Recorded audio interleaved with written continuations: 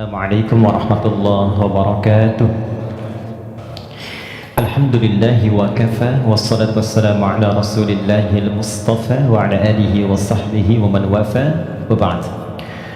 Keluargaku, teman-teman di musyawarah yang saya senantiasa berdoa semoga seluruhnya tanpa kecuali dirahmati, dimuliakan dan diridhai oleh Allah Subhanahu wa taala.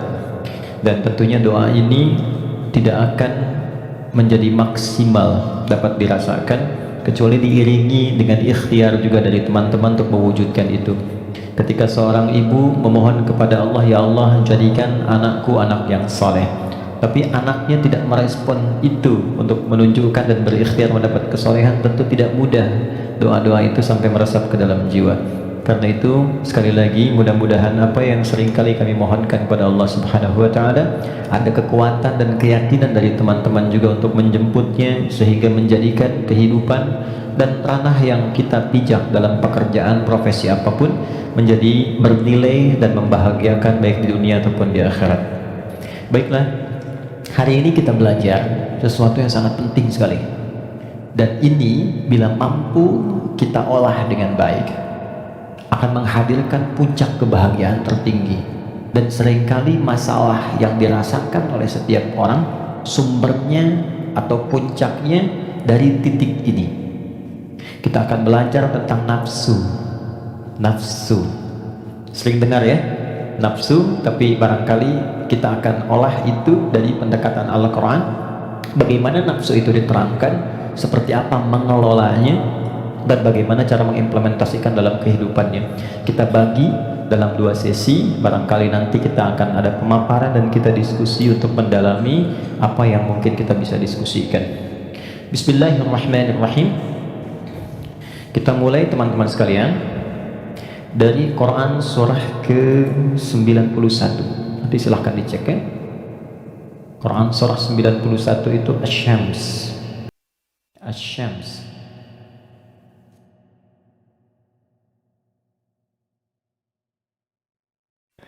Ayat 7 sampai 10. Oke, pelan-pelan. Wa nafsin wa ma sawwaha fa'alhamaha fujuraha wa taqwaha.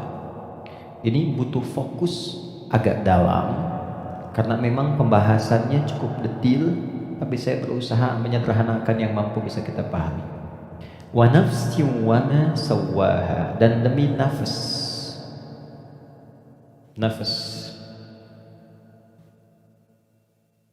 diterjemahkan dengan jiwa. Wa ma sawwaha, yang telah dengan keagunganku aku sempurnakan penciptaan dan fungsinya. Fa'alhamaha fujuraha wa taqwaha, maka demi menyempurnakan fungsi nafas ini ditanamkanlah 2 potensi, dan ini yang akan mengendalikan semua perilaku kita dari ujung kepala sampai ujung kaki. Kuncinya ada di sini. Apakah pandangan ini akan baik atau mengarah kepada yang kurang elok? Perintahnya ada di sini. Baik, demikian seterusnya. Fa'alhamaha fujuraha, ini fujur, wa taqwaha, ini taqwa. Qad aflaha man zakkaha, setiap orang yang mampu menjadikan kendali hidupnya bersumber dari potensi takwanya,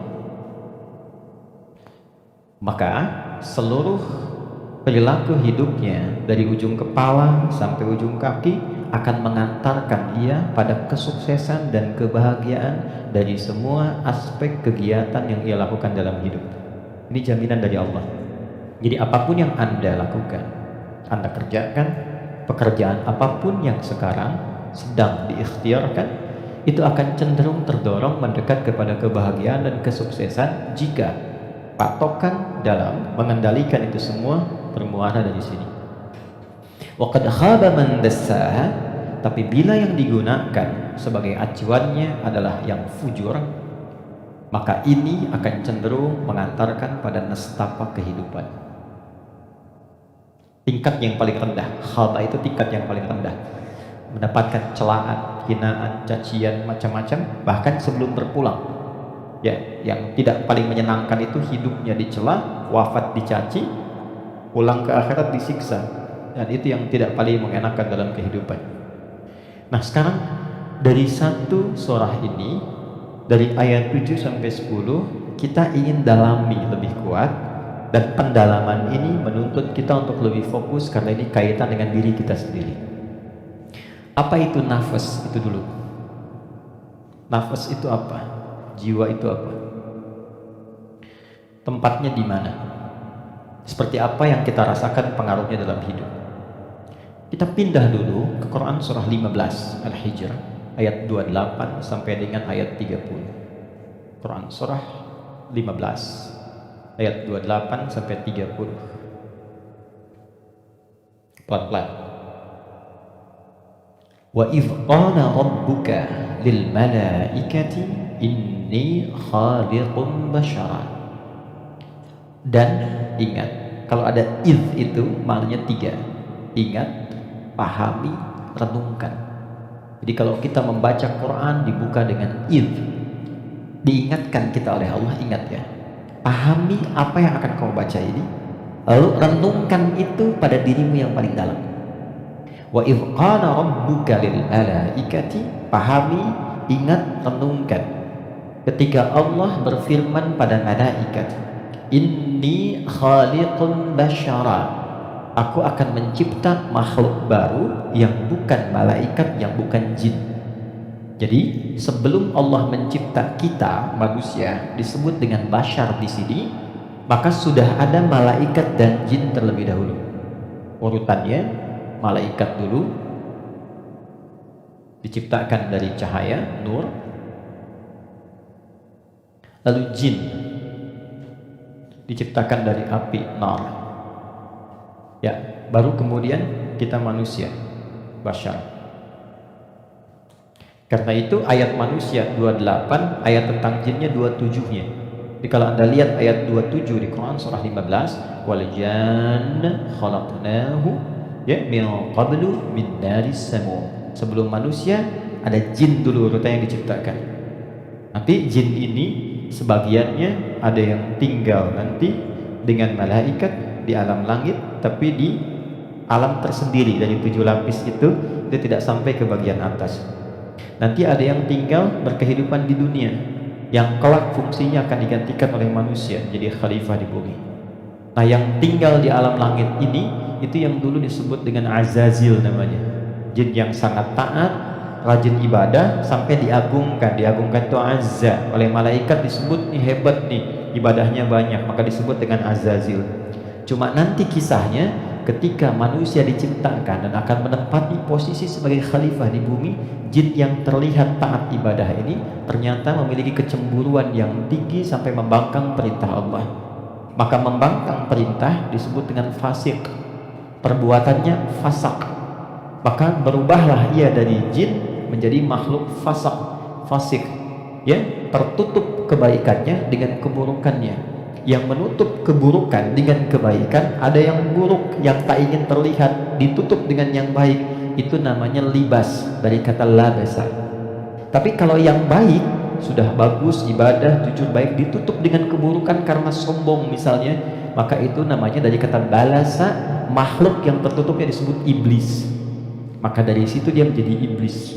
Di situ ada di Quran surah ke-18 ayat ke-50.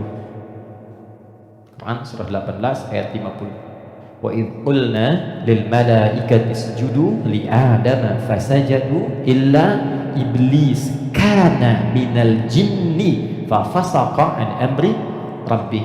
Jadi iblis ini asalnya dari kalangan jin yang tadinya taat tapi tertutup oleh kesombongannya untuk memenuhi perintah Allah, dia tolak karena sombong.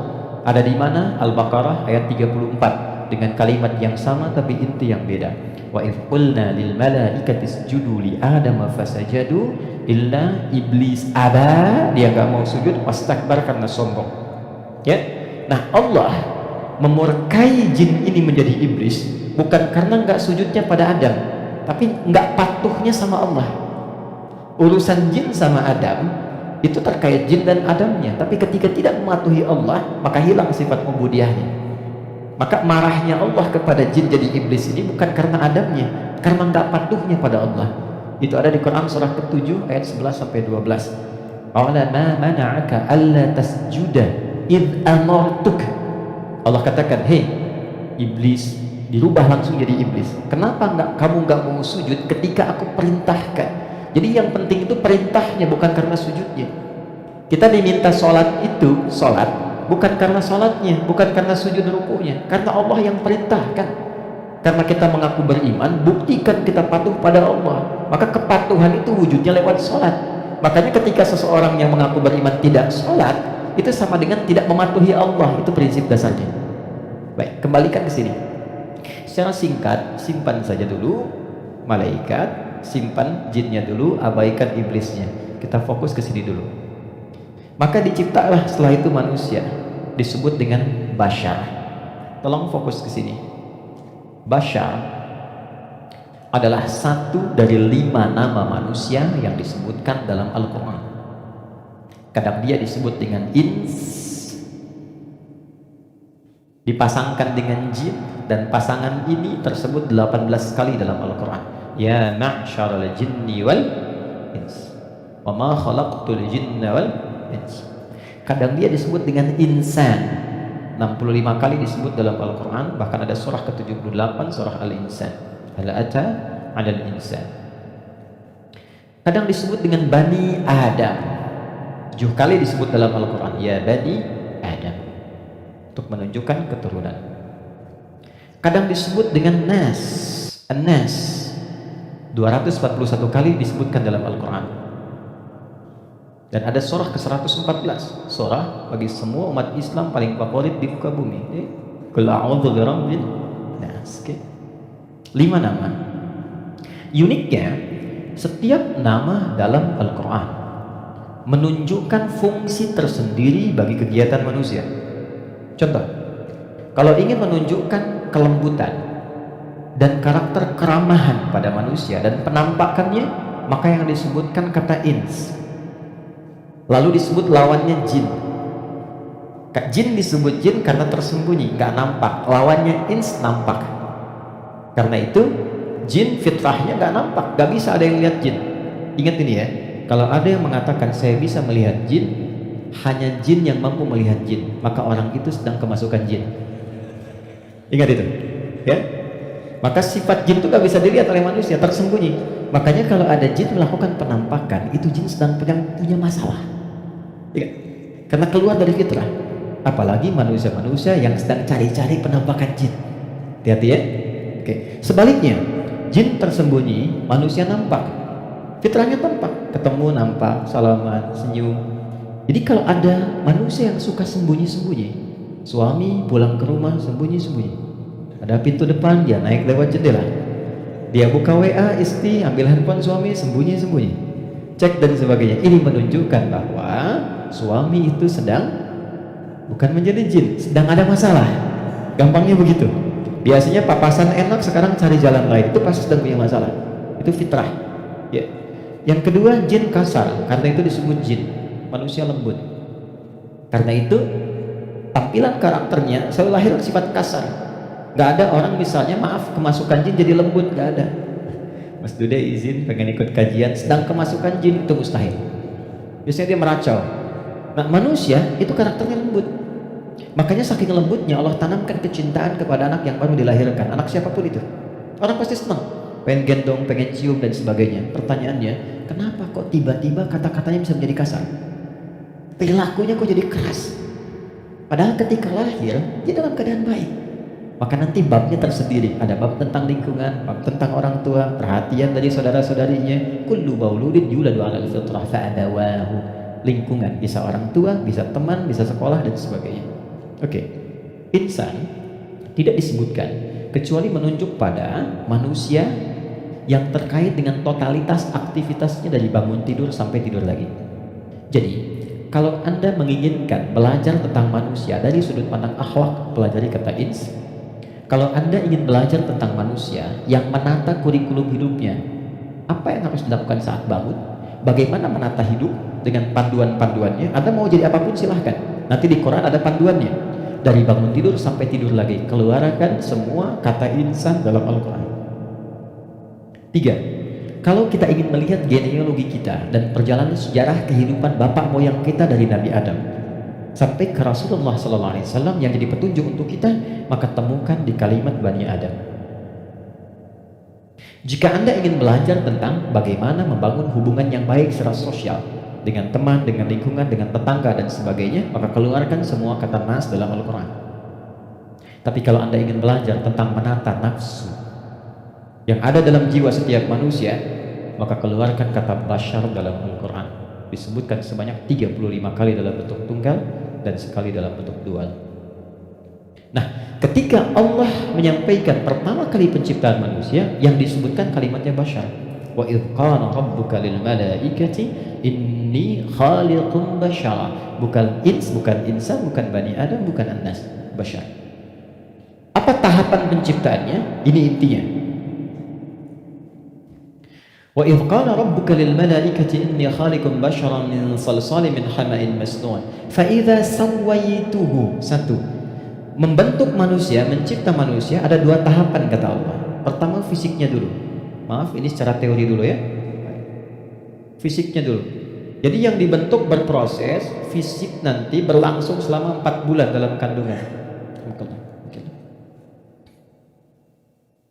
Ini detailnya ditemukan. Misal di Quran surah ke-22 Al-Hajj di ayat yang kelima, atau di Quran surah ke-23 Al-Mu'minun dari ayat ke misalnya 11 sampai dengan 15. Hadisnya di Al-Arba'in An-Nawawiyah nomor hadis yang keempat. Contoh, saya cepat bacakan. Inna ahadakum yujma'u fi batni ummihi arba'ina yawman nutfah. Setiap anak cucu Adam sebelum terlahir dari rahim ibundanya akan mengalami proses selama 40 hari pertama pertemuan spermatozoa dengan ovum, proses. Thumma yakunu mithla dzalika 'alaqah. 40 hari yang kedua membentuk zigot yang mulai menempel di dinding rahim, mulai berproses. Thumma yakunu mithla dzalika mudghah. 40 hari ketiga berbentuk mulai ada daging keratan, mudghah. Sekarang di kurikulum kedokteran di fase modul awal, namanya modul tumbang, tumbuh kembang, itu sama, diksinya sama, menggunakan kata mudghah. Pernah ada anak dari UIN kedokteran datang ke saya, Ustaz saya minta belajar. Saya bilang, Anda dari mana? Kedokteran. Berikan dulu semua modul Anda ke saya untuk saya pelajari dan saya belajar dari Anda, baru kemudian Anda boleh belajar dari saya. Maka saya temukan di antara modulnya ada kata mudghah di dalamnya. Baik, itu usia 4 bulan, 40 hari ketiga. 40 kali 3 120 hari 4 bulan. Thumma yursalu ilaihil malak fayanfukhu fihi ruh. Ini poinnya. Di usia 4 bulan ini barulah diperintahkan oleh Allah ditiupkan roh. Karena itu kalau ada yang tengah mengandung usia 4 bulan, itu rohnya sudah masuk. Tadi ya? Dan di situ nanti ada tuntunan bagaimana mendidik anak sejak dalam masa kandungan. Kami pernah share ini di hari Quran dan dipraktekkan. Alhamdulillah begitu anaknya mulai bicara yang keluar Quran. Dan setelah itu dicek kemudian oleh ustadz yang mengecek, ternyata telah hafal Quran 30 juz. Dalam baru bicaranya itu. Lalu diurutkan 3 tahun usia hafalan, 3 tahun usianya hafal Quran 30 juz. Di antara amalannya Quran surah ke-7 ayat 189. Falamma taghasyaha hamlat hamdan khafifah famarrat bi, sampai ke ujung ayatnya da'amallaha rabbahuma la in ataitana salihan lanakunanna minasyakirin. Jadi kalau ada yang sedang mengandung, di antara sunnah membacakan untuk anak itu suami istri. Bukan hanya istri saja, suami saja. Suami istri berdoa, itu doanya ada di Quran surah 7 ayat 189. Satu ayat ini saja. Ya, secara singkat. Saya agak cepat. Roh ditiupkan. Nah, roh ini sumber kehidupan. Saya mau tanya begini, maaf ya, ini saya sederhanakan sekali. Kalau roh sumbernya dari mana? Halo? Roh sumbernya dari mana? Allah, oke? Baik, sumbernya dari Allah. Tahu dari mana? Quran surah ke-17 ayat 85. Wa yas'alunaka 'anir ruh qulir ruhu min amri rabbi. Karena roh sumber kehidupan langsung yang ditiupkan pada fisik.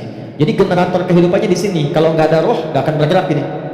Makanya orang meninggal dicabut rohnya sudah nggak bisa bergerak lagi. Nah, sumber roh itu sumber kehidupan dari Allah. Baik, sekarang saya tanya, kalau Allah maha baik tidak? Ada aibnya tidak? Ada cacatnya tidak? Lihat, kumpulan semua kebaikan jika dikumpulkan, jujur, sabar, misalnya kan, kalau kita kumpulkan sifat-sifat baik itu semuanya, itu akumulasinya disebut dengan takwa namanya. Karena Allah itu maha baik, gak ada cacatnya, maka semua yang bersumber dari Allah pasti semuanya baik dan membawa sifat-sifat kebaikan. Perhatikan, fokus. Roh ini ketika ditiupkan masuk ke dalam fisik manusia usia 4 bulan, dia membawa sumber-sumber kebaikan karena datangnya langsung dari Allah, diperintahkan masuk, maka membawa akumulasi kebaikan. Maka selain roh ini masuk ke dalam fisik, dia juga membawa potensi-potensi kebaikan yang disebut dengan takwa. Ini fa'alhamaha fujuraha. Pelan-pelan. Kalau fisik ini langsung dari Allah atau ada proses dulu? Terbayang nggak maksudnya? Kalau roh itu kan langsung kan, Allah firmankan masuk kan. Kalau fisik langsung tercipta ada proses dulu. Proses. Tadi kan sampai 4 bulan demikian, sebelumnya ada proses dan sebagainya. Proses kan? Karena proses didahului dengan ikhtiar, maka tidak sama sifatnya dengan takwa. Dia membawa sifat bawaan disebut dengan fujur. Sekarang perhatikan, saya ilustrasikan. Bismillah. Ini ada gelas. Oke, kosong ya. Ini kalau kalau saya isi air bening, ya kosong kan? Saya bukan ingin sulap ya, ingin tunjukkan. Kalau ini saya isi air bening nih, bening, oke? Bening. Lalu saya campur dengan kopi. Jadi apa warnanya? Oke, berubah warna kan? Intinya hitam misalnya. Saya kasih susu, berubah warna kan? Baik ya? Maka perhatikan baik-baik. Kalau kita ilustrasikan, ini ada tempat, dimasukkan kemudian air bening. Gambarkan yang bening itu takwa ini. Jelas? Takwa itu tadi sifat yang melekat kepada apa? Roh, masih ingat? Kemudian dia bercampur dengan ini, sifat bawaan dari fisik. Kenapa saya sebut tidak langsung dari Allah, tapi melalui proses ikhtiar yang Allah tetapkan? Karena maaf sekali. Kenapa namanya disebut fujur? Karena ini berkumpul segala macam bentuk di sini. Apakah teman-teman mencari semua yang halal, yang dimasak oleh istri, masuk kemudian ke dalam mulut dan perutnya dan terkonsumsi oleh janinnya, apakah dipastikan semua halal? Kalau dia menjadi halal akan jadi baik. Kalau dia menjadi syubhat, ya akan menjadi bercampur. Kalau dia dari yang haram akan menjadi kotor. Karena itu yang bersumber di fisik disebut dengan fujur, yang ini pasti baik. Tadi saya katakan kalau campurannya susu bening bagus, nyaman. Tapi kalau campurannya kotor, lumpur dan sebagainya, maka jadi bermasalah. Maka jangan pernah membawa sesuatu yang haram dibawa ke rumah, apalagi dikonsumsi anggota keluarga, karena itu pasti akan merusak dan berpengaruh pada karakter karena masuknya ke sini. Itu pasti itu, pasti. Pernah ada riset begini, ini saya langsung lakukan. Saya baru pulang dari Tripoli, mengajar di satu tempat di Bekasi. Kemudian tiba-tiba ada anak yang tidak biasa. Ini menarik ini. Anaknya unik sekali. Tapi ibunya salihah. Rajin, bapaknya salihah. Bapaknya salih, ibunya salihah. Jadi rajin ke majelis ilmu dan anaknya unik. Nah, qadarullah alhamdulillah bertahan dengan kami itu sampai selesai belajar.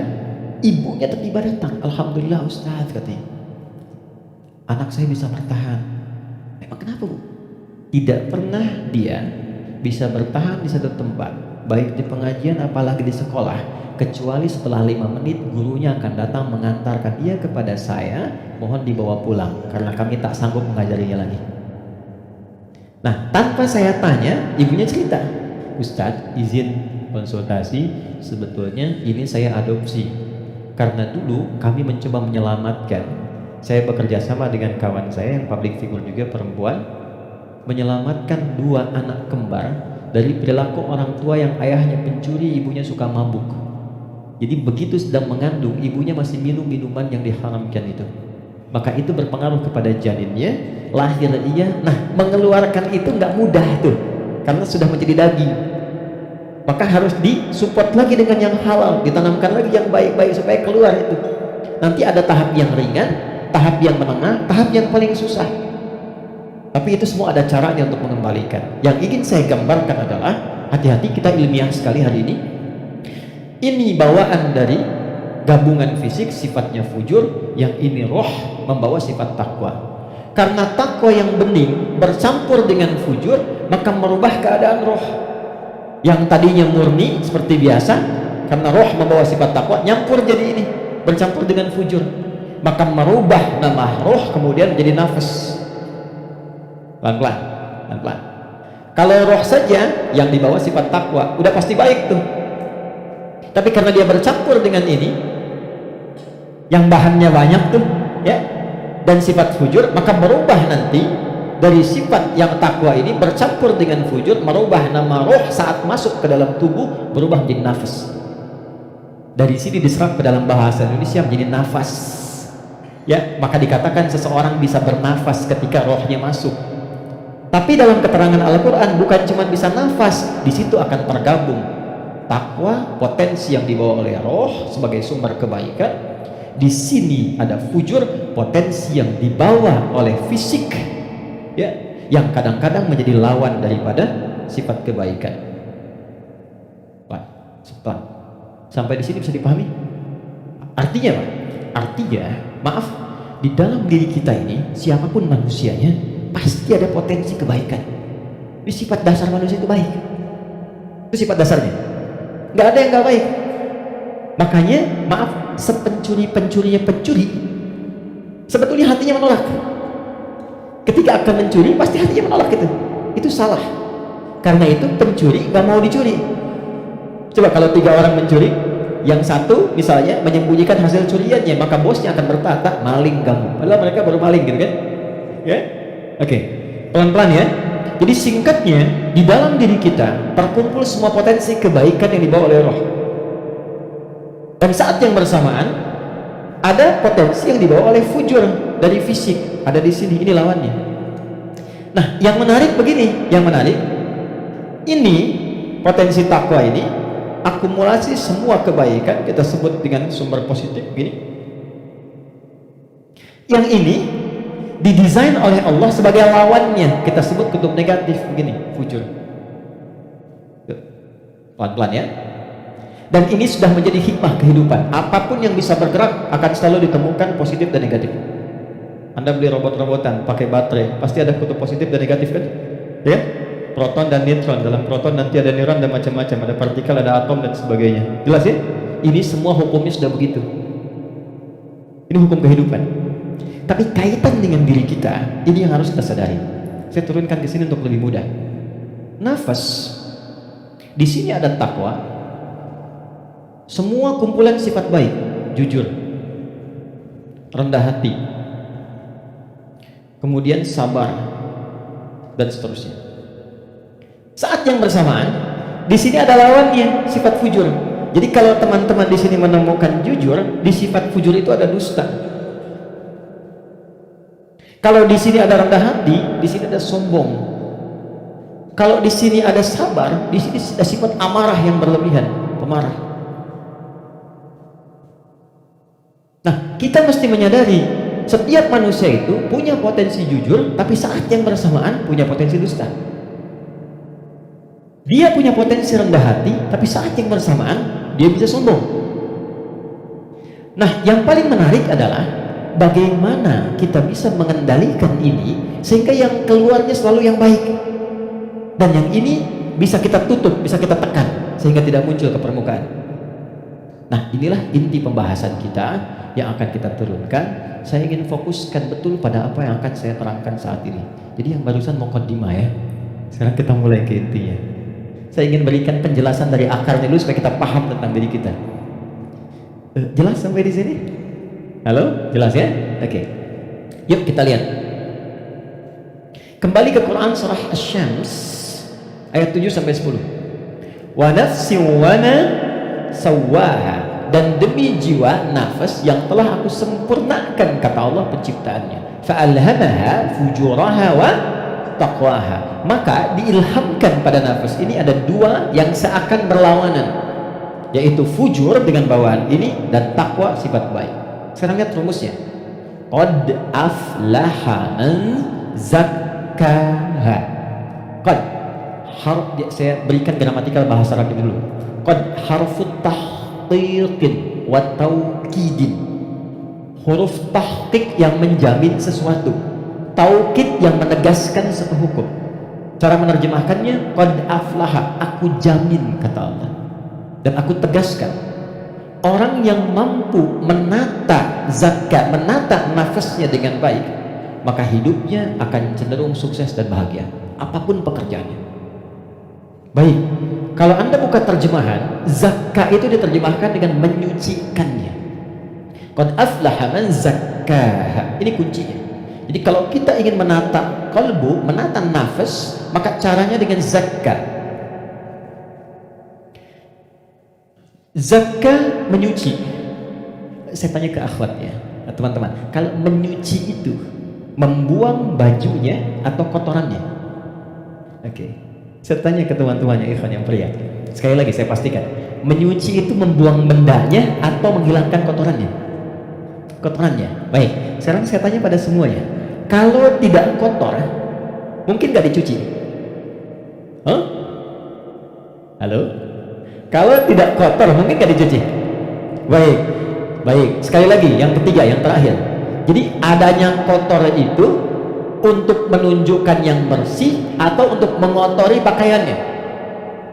Ayo, bingung sekalian, nggak apa-apa. Manfaat kotor itu, kotor untuk menunjukkan yang bersih atau untuk mengotori pakaiannya? Bukan, yang mengotori itu adanya, gitu kan? Kotor itu diciptakan untuk mendapatkan bersihnya. Sebab kalau nggak ada kotor, nggak akan ketahuan bersihnya. Anda nggak mungkin nyuci kalau nggak ada kotoran, nggak ada kerjaan. Tapi supaya ketahuan itu bersih, ditampakkan yang kotornya. Kan harus ada pembanding. Dari mana taunya orang itu baik? Kalau ada yang buruknya, bisa dibandingkan. Tahu dari mana dia jujur? Kalau ada bohongnya. Tahu dari mana bersih? Kalau ada kotornya. Maksud saya, kotoran itu diciptakan bukan ingin mengotori pakaiannya, tapi ingin menghasilkan kebersihan di balik kotoran itu. Karena itu menyuci itu membersihkan kotoran, bukan membuang bendanya. Tarik logika itu ke sini. Qad aflaha man zakkaha. Allah menciptakan sifat fujur bukan ingin menjadikan manusia itu terjebak dalam keburukan. Jadi jangan bertanya begini, kenapa Allah ciptakan sifat dusta? Kan saya nggak akan berdusta kalau begitu. Kenapa Allah ciptakan sifat sombong? Kan saya nggak akan sombong kalau begitu. Bukan, kata Allah, pada asalnya diciptakannya fujur dengan semua sifat ini adalah untuk menjadi katalis dalam bahasa kimia ini, supaya dia bisa menstimulus supaya baiknya keluar. Sebab kalau nggak ada ini nggak akan muncul. Contoh, bisa nggak ada sabar kalau nggak ada marah? Antum pulang ke rumah, ketemu istri, tiba-tiba nyampe rumah, istri bilang, "Pak, sabar ya Pak, sabar," gitu. Padahal nggak ada hujan, nggak ada angin, nggak ada apa-apa. Kira-kira respon antum gimana? Sayang, kamu sehat? Kan? Nggak mungkin kan? Ada amarah, pim, mau marah nih, sabar aja, sabar, nggak usah dibalas. Nah, kapan ada sabar kalau ada pemicunya? Kapan ditemukan jujur? Ketika ada dusta. Jadi dusta itu diciptakan bukan ingin menjadikan Anda sebagai pendusta, tapi sebagai katalis supaya jujurnya muncul. Sabar diciptakan dan marah diciptakan untuk supaya yang baiknya muncul. Sebab kalau nggak ada marah, sabarnya nggak akan naik. Paham nggak sampai di sini? Nah, cara kita mengolah dibalik. Kata Quran, qad aflaha man zakkaha. Kalau satu waktu terjadi muncul dorongan yang mendorong dari sini, fujur ke nafas. Cara kerjanya begini supaya lebih paham. Gak apa-apa, saya menghapus saja. Bismillah. Jam 3 saya dari Bandung, ya Allah. Aku sudah hari Kamis. Saya nerangkan sendiri apa. Kehormatan bagi saya Presiden Musyawarah. Enggak usah ini aja, supaya nggak ada beban. Jazakallah. Gak apa, ini aja. Baik. Kasih banyak, jazakallah khair. Semoga dapat tambahan rahmat. Amin. Dah, cukup. Ya, dipegang aja nanti kalau ada keperluan lagi. Gini teman-teman, saya mulai dari sini dulu. Ini agak mahal, tapi butuh fokus. Ini nafas. Nafas itu inti jiwa nih di sini. Kelihatan ya? Intinya di sini. Di dalam inti ini ada lagi turunan tadi. Saya kebawahkan dulu. Ini takwa, semua sifat baik. Yang ini fujur. Ini lawannya. Nafas itu adanya di dalam kolbu. Kolbu gini. Yang sering kita terjemahkan dengan hati. Adanya di sini, kolbu. Kolbu adanya di sodrun. Nih, ini. Masih ingat teman-teman kalau sholat kan Allahu Akbar tangannya di sini kan? Ini posisi tangan ini sodrun. Di dalam sodrun ada kolbu. Nih, ini ada sodrun. Semua apa yang kita lakukan sumbernya dari sini. Misal kita mau bicara nih, kalau yang keluar baik itu ini yang perintahkan dari sini. Ke sini ke kolbu, sodrun keluar ditembuskan langsung ke akal kita keluarkan sepersekian detik. Kalau yang keluar yang buruk sumbernya dari sini. Jelas? Nah, saya ingin katakan dulu sebentar. Setan sudah meminta kepada Allah sejak Adam diturunkan supaya diberi kewenangan untuk menggoda yang ini. Itu nanti ada di surah An-Nisa di ayat yang ke-118. Dari ayat 116 sampai 118. La'anahullah wa qala la'attakhidanna min 'ibadika nasiban mafruḍa. Ketika dilaknat oleh Allah, dia berkata, ya Allah izinkan aku menggoda satu bagian dari manusia. Maksudnya yang ini. Di sini sumber keburukan nih. Dalam bahasa Arab, buruk itu disebut dengan su namanya. Su gini. Pelan-pelan. Nah, setan menggoda, memprovokasi dengan halus. Memprovokasi dengan halus itu bahasa Arabnya waswas.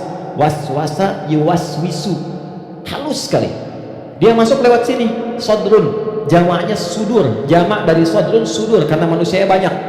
Di Quran surah ke-114, alladzi yuwaswisu fi sudurin nas. Dia menggoda ke sini, ke kolbu, ke sini. Alih-alih bicara yang baik, dia katakan keluarkan yang kasar. Tak sadar keluar. Begitu keluar bentuknya dalam bentuk perbuatan, maka keluar namanya su, kata-kata yang kotor, kata-kata su. Karena ini melewati nafas nih, kan dari nafas nih, tidak dilihat fujurnya, yang dilihat nafasnya.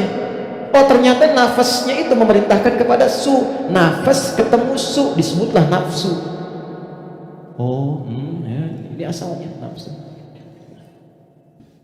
Ini asal kalimat nafsu. Dari mana ini ditemukan? Quran surah ke-12 ayat 53. Paling kayaknya sebelah atas di mushaf. Quran surah 12 Yusuf ayat 53. Wa ma ubarri'u nafsi innan nafsa nafas la'amaratun bisu. Nafas ketemu su jadilah nafsu. Jelas? Nah, asalnya nafas ini netral. Di dalamnya ada takwa, ada fujur. Yang ini yang kelihatan jelek sebetulnya asalnya katalis untuk yang ini. Bukan ingin menjadikan kita berbuat buruk, tapi lebih menjadikan yang fujur ini mendorong supaya yang sifat baik itu muncul ke permukaan. Pertanyaannya caranya bagaimana? Kata Quran, qad aflaha man zakkaha. Zakkah sifatnya disebut tazkiyah. Cara paling gampang memahaminya adalah ketika muncul dorongan yang kurang bagus, cari cepat lawannya yang baik, yang ini. Karena ini diciptakan untuk memunculkan yang takwa. Jadi ketika Anda menemukan ada yang dusta, bukan mengajak Anda berdusta, tapi supaya Anda memunculkan kejujuran dalam diri Anda. Ketika ada seseorang misalnya datang dengan kesombongan, maka itu adalah pelajaran bagi kita supaya jangan ikut sombong. Yang dimunculkan sifat rendah hatinya, dicari lawan terbaliknya. Itu poinnya. Prakteknya bagaimana? Contoh, apa lawan cemberut? Lawan cemberut apa? Senyum. Jadi kalau istri cemberut, harusnya antum senyum. Cemberut dititipkan kepada istri bukan membuat antum supaya marah atau menginterogasi, tapi supaya antum senyum. Antum pulang ke rumah, lihat istri sedang cemberut. Oh, cemberut, lawannya apa? Senyum. Sayang, kok cemberut? Kayaknya kenal. Sling, ada hadiah iPhone 14 Pro Max, misalnya kan? Contoh. dalam hidup itu simpel sebetulnya, cari lawannya. Sedih lawannya apa? Senang. Ketika ada seseorang sedih, cari apa yang bisa membuat dia senang. Ya, ketika seseorang bisa sedang gelisah, cari ketenangan. Ketika ada seorang berbuat sombong, antum datang dengan kerendahan supaya mengajarkan dia kembali kepada sifat rendah hati.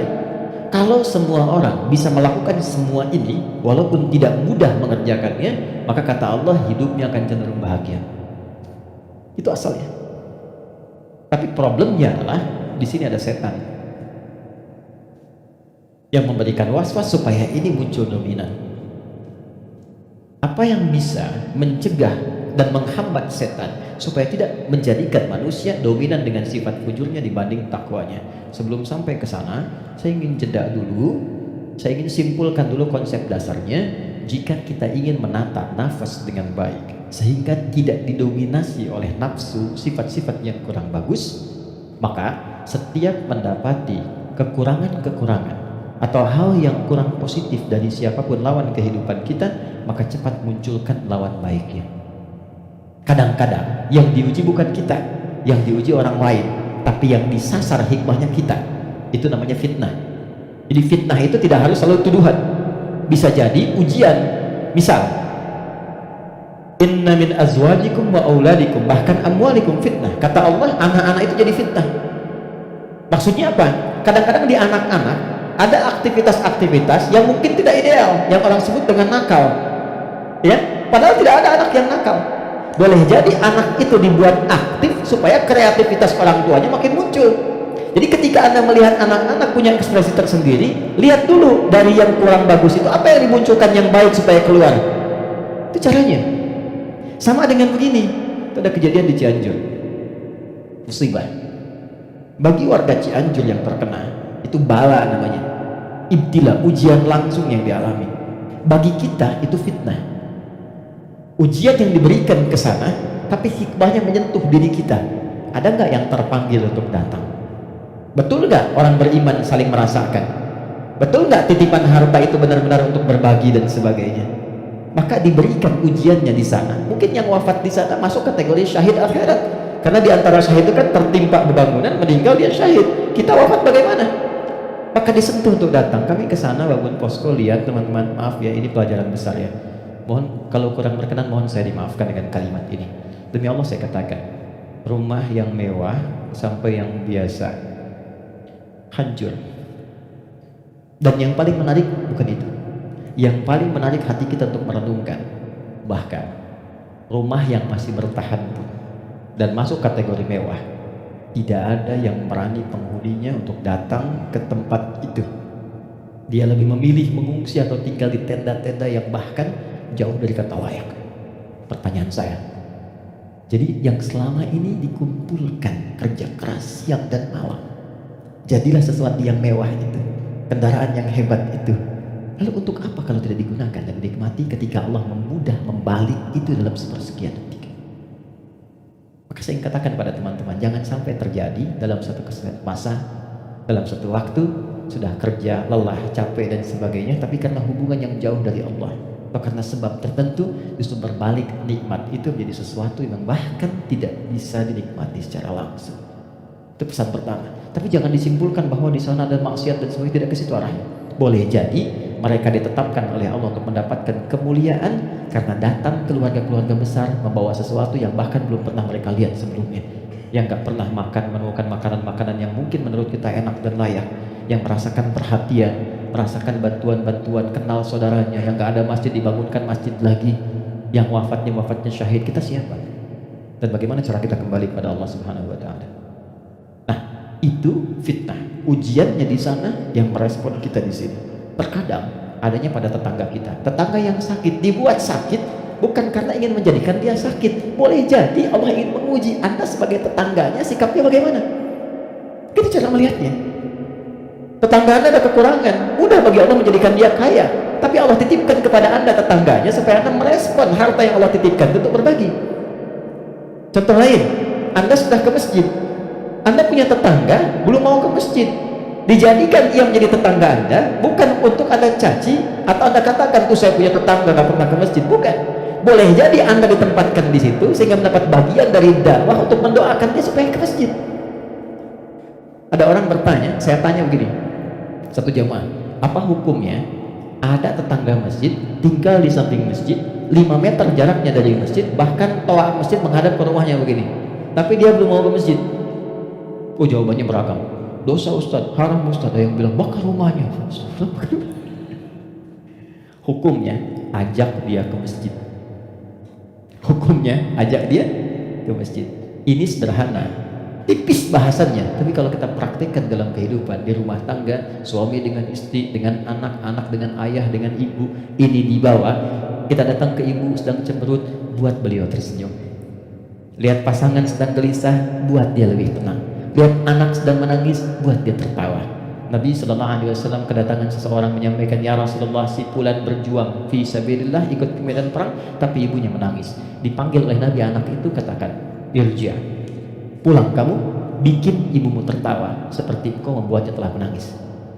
Ini konsepnya, sederhana, tapi kalau kita bisa mengendalikan itu dalam kehidupan, maka kebahagiaan akan nampak di depan mata. Setidaknya itu kata Al-Quran. Oke, saya berhenti sejenak, kita dialog dulu. Nanti setelah itu saya akan sempurnakan tentang provokasi setan dan bagaimana mencegahnya. Ada yang mau ditanyakan? Saya perkenankan.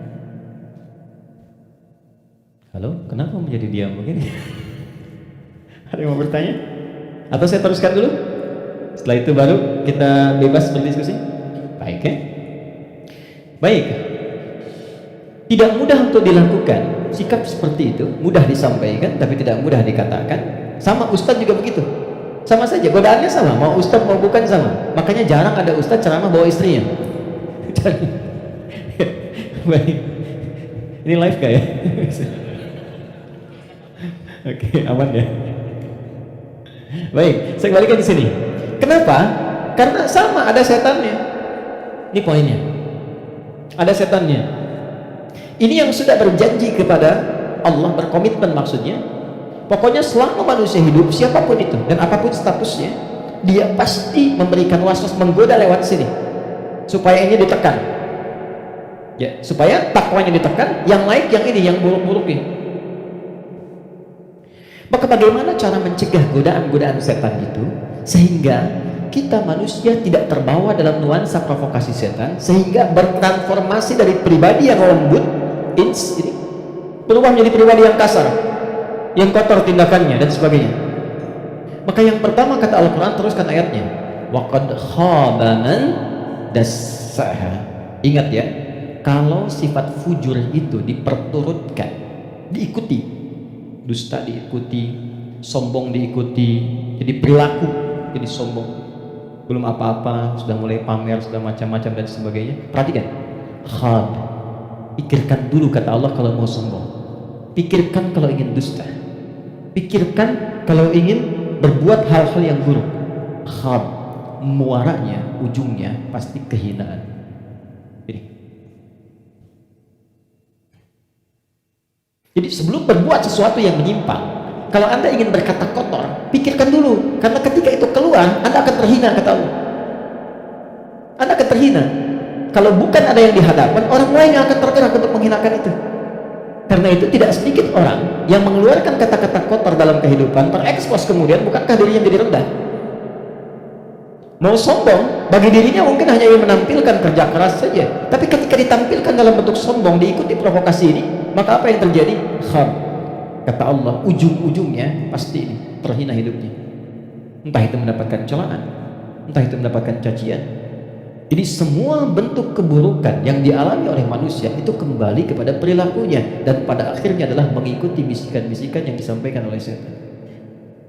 Jadi yang pertama kali, kalau terfikir sesuatu yang buruk, langsung kata Allah pikirkan, maaf ya, hei jangan kerjakan, kalau tidak kamu akan terhina di ujung. Maaf sekali lagi, maaf. Seseorang ketika berbuat korupsi misalnya, dia merasakan akan mendapatkan sesuatu yang besar, tapi Quran menasihati jangan lakukan, karena kamu akan terhina. Betapa itu terbukti ketika dia diketahui, entah itu KPK, kejaksaan atau polisi menangkap dan seterusnya. Perhatikan apa hukuman yang didapatkan dalam kehidupan sosialnya: cacian, makian, celaan. Dan yang paling dahsyat, bukan hanya orang yang melakukan, sampai anaknya dapat bagiannya. Padahal tidak pernah mengerjakannya. Keluarganya mendapatkan bagiannya, padahal tidak pernah melakukannya. Karena itu masuk kepada yang kedua, nahnu narzuqukum wa iyyahum, atau nahnu narzuquhum wa iyyahum. Ada dua ayat. Kaidah perilaku dan rizki ada yang terwariskan. Yang kedua kata Allah, kalau kamu merasa bisa menanggung kehinaan pada dirimu, pikirkan keluargamu. Contoh, Anda mengatakan saya belum menikah Ustaz, tapi Anda kan punya ayah, punya ibu. Jadi kalau Anda berbuat sesuatu yang buruk, orang tua Anda akan kena. Anda berbuat maksiat, terjebak dengan perbuatan buruk, menggunakan benda-benda yang haram misalnya, atau mencuri atau macam-macam, waliyadzubillah. Dilakukan itu, diketahui, diekspos di publik, bukan punya Anda, bukan hanya Anda, ibu Anda akan kena, ayah Anda akan kena. Karena itu kata Quran, sebelum Anda berbuat yang kurang baik sebagai anak, pikirkan dulu orang tua. Jadi kalau merasa sebagai anak saya akan menanggung itu gak apa-apa, pikirkan orang tua Anda. Apa tega ibu yang telah mengandung, melahirkan, merawat, mendidik, ayah yang penuh dengan peluh merawat Anda, menyayangi Anda, menemani Anda saat tidur, tiba-tiba hanya mendapati keburukan yang dari Anda kerjakan, mendapati limpahan keburukan dari hasil kreasi anaknya. Satu. Tapi kalau Anda orang tua, maka ingat anak dan keluarga. Saya sedih ya dapat beberapa informasi yang kadang-kadang dari instansi pemerintahan juga konsultasi. Salah satunya yaitu kok masih ada yang nekat berbuat seperti ini. Anda bisa bayangkan seorang bapak korupsi, anaknya dibully di sekolah sampai dia putus sekolah. Salah apa anaknya? Ibunya berbuat maksiat, ketahuan, keluarganya yang kena, suaminya yang hancur karirnya karena yang istrinya berbuat yang tidak bagus, berselingkuh, bergaul dengan pasangan yang lainnya, suaminya yang kena, suami yang kemudian diputus pekerjaannya, anak-anak yang kena bulinya. Jadi masuk yang kedua, ketika ada seseorang yang berpikir mengikuti provokasi setan, kata Allah, pikirkan keluargamu, pikirkan anakmu. Yang ketiga, yang terakhir, pikirkan kematian, wafat. Jadi kalau sedang terdorong oleh nafsu yang diarahkan oleh setan untuk berbuat yang buruk, misal, maaf, ingin mencela orang, hanya sekedar bikin status, coba bayangkan saat berbuat seperti itu, Anda diwafatkan oleh Allah Subhanahu wa Ta'ala. Apakah mau wafat dalam keadaan sedang berbuat maksiat? Sementara selama ini Anda sholat, Anda puasa, Anda zakat dan sebagainya, tiba kemudian berbuat maksiat dan wafat dalam keadaan demikian. Itu puncak terakhirnya yang paling cepat bisa mengendalikan nafsu kita supaya tercegah dari perbuatan yang buruk. Selebihnya di situ doa-doa untuk menguatkan itu semua. Ada ayat kursi, ada tiga surah paling favorit semuka bumi terakhir, Al-Ikhlas, Al-Falaq, An-Nas, ada istighfar dan lain sebagainya. Nah itu jalan-jalan yang bisa kita lakukan. Dan sebagai penutup, kalau sudah pernah terjebak berbuat seperti itu, bagaimana cara kembalinya? Ini ada jalan rel, salah belok ke sini, ingin balik lagi supaya ke jalan yang benar, balik kembali ke jalan yang lurus, yang benar, untuk menempuh jalan yang lebih baik. Dalam bahasa Arab disebut dengan taba, sifatnya disebut dengan taubat.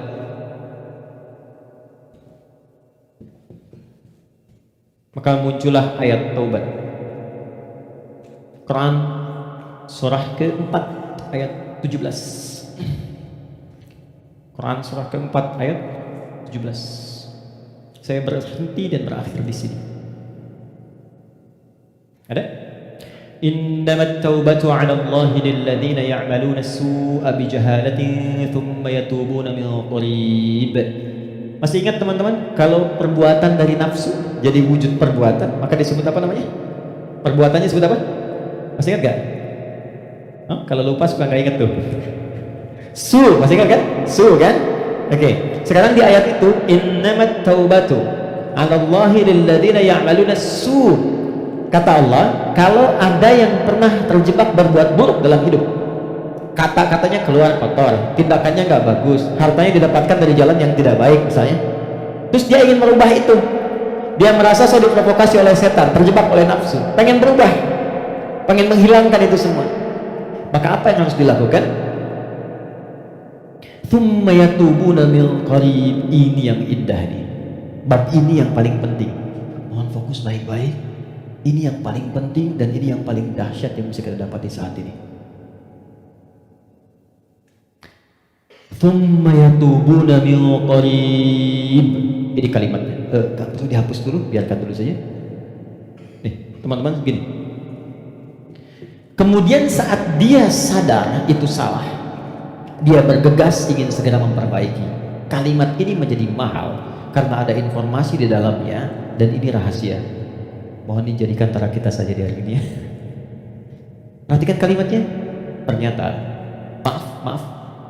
Seburuk-buruknya perbuatan yang pernah dikerjakan oleh manusia, rahmat Allah menjadikan setiap manusia itu selalu mendapat kesempatan cahaya untuk kembali. Karena itu, seburuk apapun perbuatan yang pernah dilakukan, pasti akan ada kilatan di hati kita yang mengingatkan, apa masih mau begini terus? Bisa nggak saya berubah? Pernah nggak merasakan itu? Ya, bisa nggak saya tahajud malam? Bisa nggak saya sholat? Sampai kapan saya mau begini? Nah, itu yang mahal. Kadang-kadang datangnya lewat renungan, kadang-kadang datangnya lewat pandangan. Misal Anda pulang dari pekerjaan, kok tiba-tiba Anda lewat ke depan masjid yang banyak orang sedang menunaikan sholat. Tiba-tiba Anda lewat ke pesantren yang anak-anak kecil sudah bawa mushaf, pengen menghafal. Sedang melihat kan? Pertanyaan saya, kok bisa Anda lewat situ padahal bisa melalui jalan yang lain? Itu kalau bukan sayang Allah, gak mungkin diberikan demikian. Kadang-kadang lewat pendengaran, kadang-kadang pendengaran dan penglihatan. Pendengaran misal taklim di masjid, Masjid Raya Pondok Indah, atau misalnya MRBJ di sini, suara keluar, Anda lewat situ. Begitu Anda lewat, terdengar kalimat bertobatlah kepada Allah sebelum kita semua wafat. Padahal kalimat itu ditujukan pada jamaah yang di dalam, tapi suaranya keluar, Anda yang dengar. Kok bisa Anda dengar itu? Kadang-kadang pendengaran dan penglihatan. Anda pengen lihat YouTube, ngecek yang lain, tapi yang keluar pengajian. Yang paling dahsyat jawaban dari pertanyaan Anda selama ini.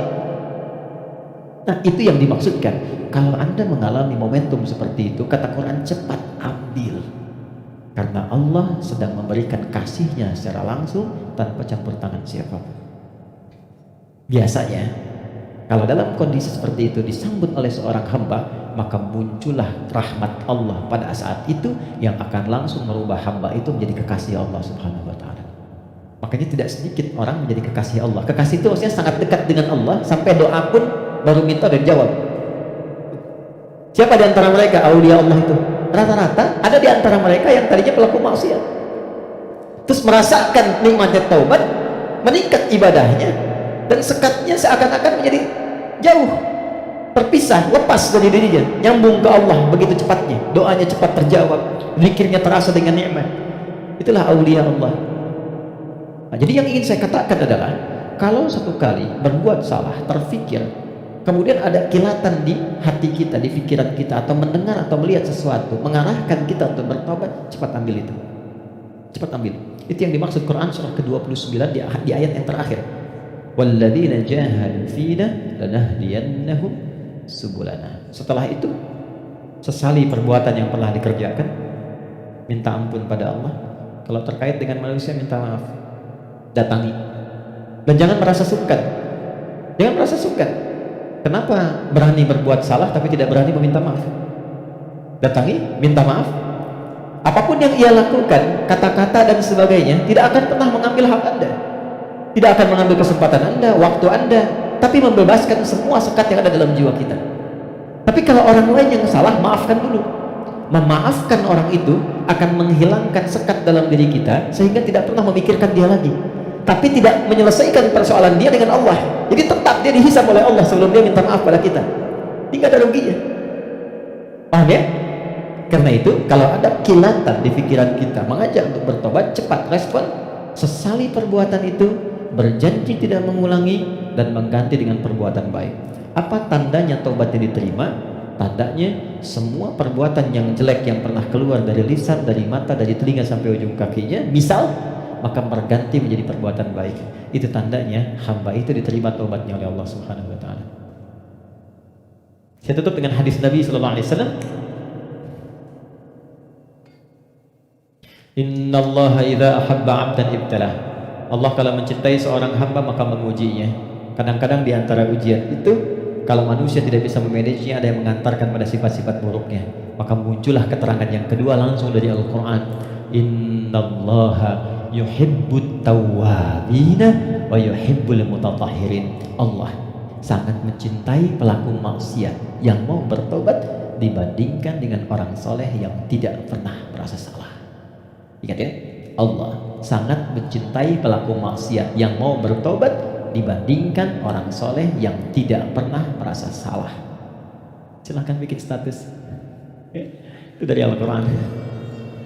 Oke ya?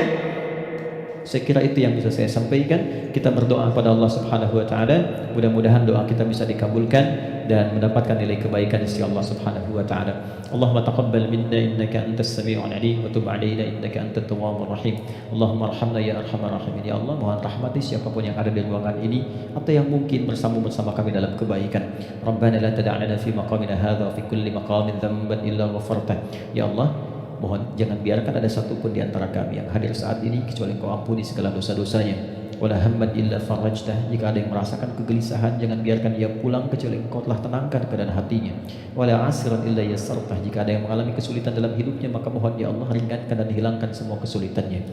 Rabbana atina fid dunya hasanah wa fil akhirati hasanah wa qina adzaban nar. Wa sallallahu ala sayyidina Muhammad wa ala alihi wa sahbihi ajma'in. Wa akhiru da'wana alhamdulillahi rabbil alamin. Assalamualaikum warahmatullahi wabarakatuh.